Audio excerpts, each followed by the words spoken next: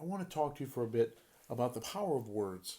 And in law enforcement, words mean a lot, right? We learn to not only listen to what someone says, but we learn to see how they say it because those nonverbal communication cues often tell more than the words that they're speaking, right? And that goes in our marriage relationship when we're trying to build the 224 unit, the two is one uh, biblical marriage that God designed and created. Words are so important.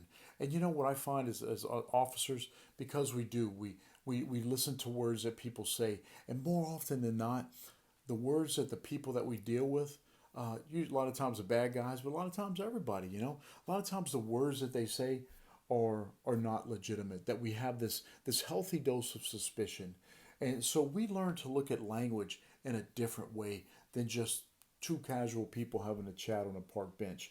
The problem becomes when we bring it home, and I tell you that it's a practice that we might not even be aware of, And it's just, we get used to talking to the guys in the squad room and out on the street, and we're, dealing with people on the street. And there's a certain language, there's a lingo, there's a dialect that goes with that communication.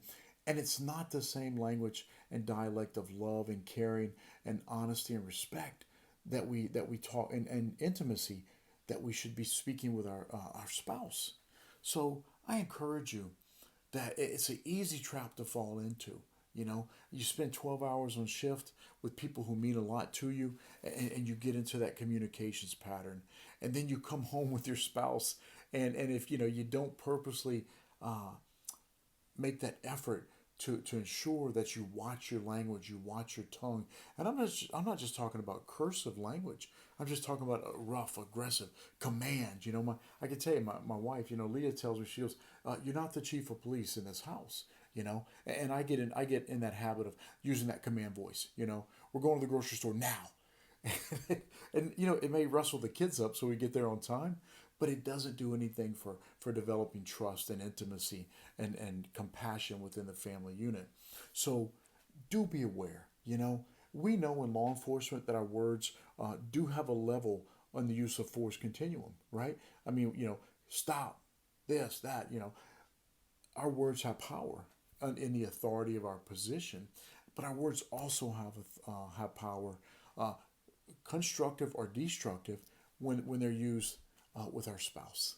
So let's make sure that we use our words with our spouse in a constructive, respectful manner, as opposed to dealing with somebody on the street that we're trying to give commands to. Uh, they are your most beloved, cherished partner on this earth. So treat them like it, and equally as important, speak to them like it. So, Lee and I thank you.